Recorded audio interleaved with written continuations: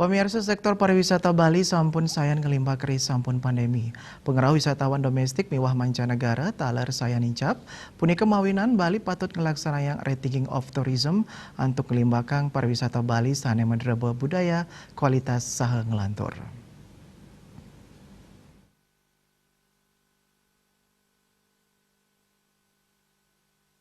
Ketua DPD IHGMA Bali Dr. Yoga Mausang, risampun Bali metangi saking pandemi, sampun sepatutnya nih Bali ngelaksanakan rethinking of tourism, atau nguatuang pariwisata Bali sani medue budaya, kualitas, tur ngelantur.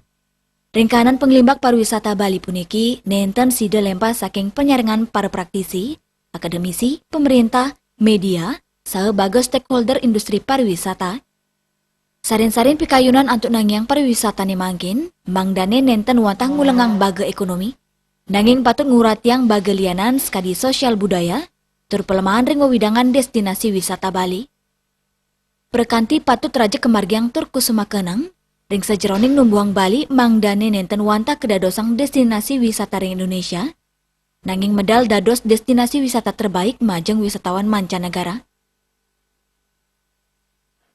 Sebenarnya momentum itu muncul memang di awal bulan Maret ya, setelah kita mendapatkan definite opening yang lebih fleksibel di tanggal 4 Februari ya.